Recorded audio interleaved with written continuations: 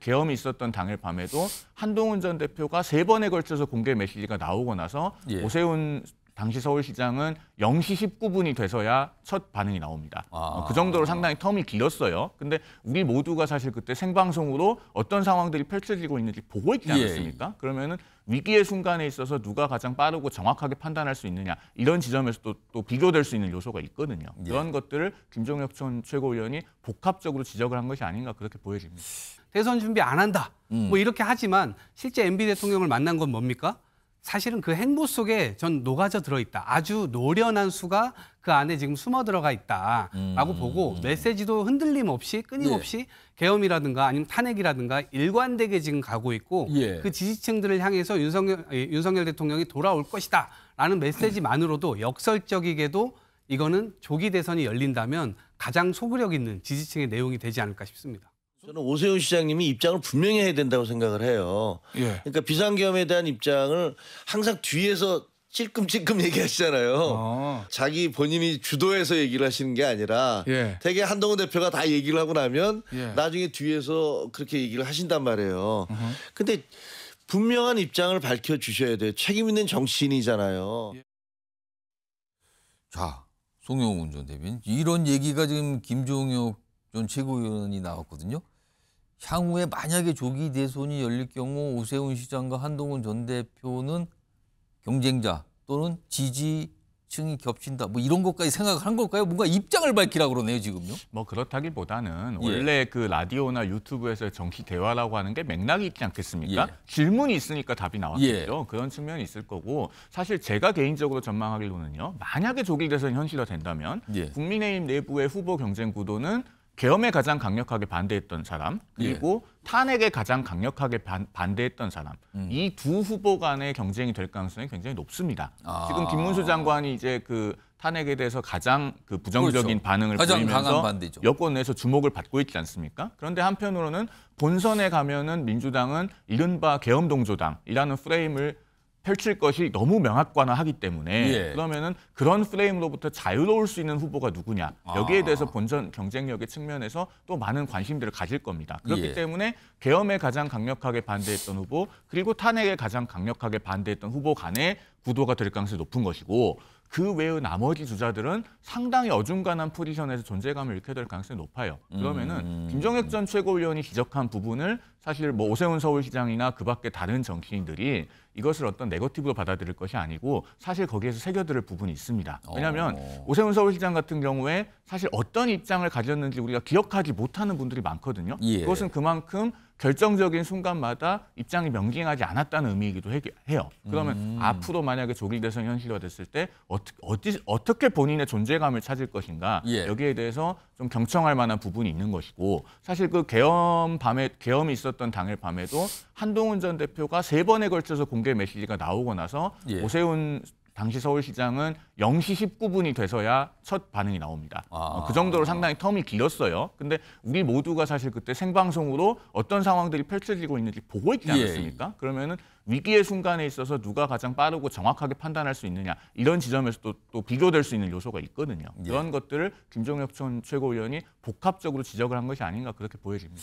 말씀 듣고 보니까 그래도 친한계 정치인들이 뭔가를 오세훈 시장을 보고 좀 의식하고 있는 거 아닌가 또 이런 생각도 들기도 하네요. 지금 굉장히 관심 있게 보고 있다는 뜻도 될 것 같기도 한데요. 이런 상황에서 방금 말씀하셨죠. 김문수 장관. 이게 뒤늦게 알려졌습니다. 누구를 만났다고요. 보겠습니다. 누구를 만났는지요. 이게 지난 3일에 김문수 장관이 이명박 전 대통령을 만났어요.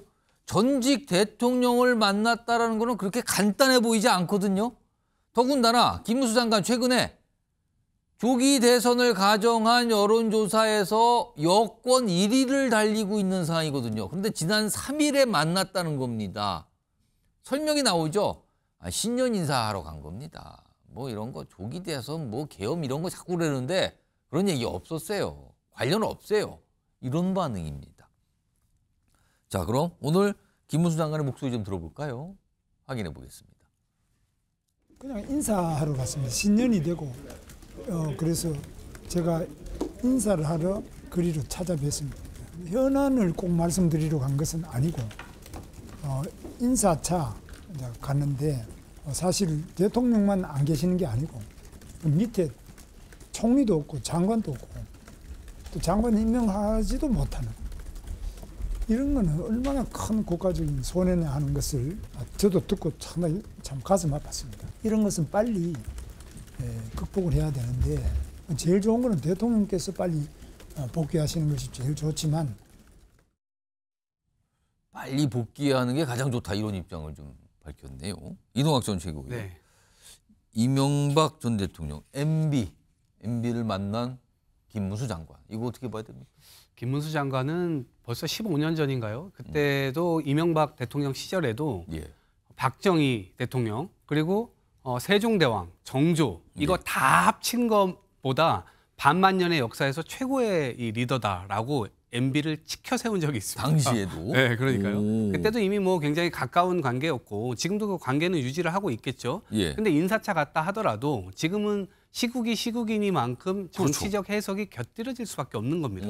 그래서 지금 이미 본인이 지금 1위를 본인이 어리둥절할 겁니다. 본인은 1등을 지금 하고 있기 때문에 사실은 제가 볼 때 김문수 그 장관의 행동이라든가 말이라든가 이런 것들이 지금 FM이에요. 어떻게 볼 때? 왜 그러냐면 지금 대통령이 지금 이 탄핵 당할 위기에 처해 있고 그렇기 때문에 다시 돌아올 거다라는 확신을 계속해서 지지층에게 주는 말을 하고 있거든요. 그래서 자기는 대선 준비 안 한다. 뭐 이렇게 하지만 실제 MB 대통령을 만난 건 뭡니까?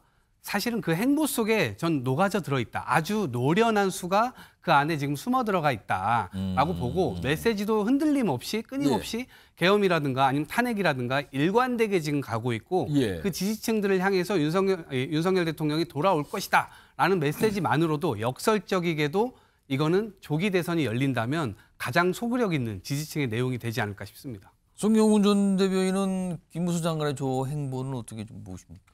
김문수 장관은 제가 앞서도 잠깐 말씀을 드렸습니다마는 탄핵에 가장 부정적인 입장이 있고 그렇기 때문에 조기 대선의 가능성을 공식적으로 인정할 수 없는 위치에 있어요. 그렇기 때문에 사실 대선의 디귿자도 꺼낼 수가 없습니다. 그렇기 때문에 그 제약 조건 안에서 본인이 할 수 있는 최대치를 하고 있는 것으로 보여져요. 이명박 전 대통령을 예방한다든가 그런 것들이 사실 일종의 정중동으로 고도의 정치 행위를 하고 있는 것이죠. 그러나 제가 알고 있기로는 김문수 장관과 가까운 분들 중에서 이미 조기 대선의 가능성을 염두에 두고 여러 가지 물밑에서 모색을 하고 계시는 분들도 있는 것으로 알고 있습니다. 그런 일 들으셨어요? 그렇습니다. 그렇기 때문에 아마 그 주변에서 여러 가지 건의 내지는 움직임이 있을 것으로 보이고 다만 그것을 김문수 장관이 본인이 공식화하지는 않겠죠. 저는 그렇게 예상합니다. 알겠습니다. 일단 대통령 복귀가 가장 좋다라는 얘기를 꺼내놨는데 물밑에서는 과연 어떤 것인가? 송영훈 전 대변인은 물밑에서 지금 뭐 준비하는 거 이런 얘기를 좀 전해 들었다는 말씀까지 해주셨네요.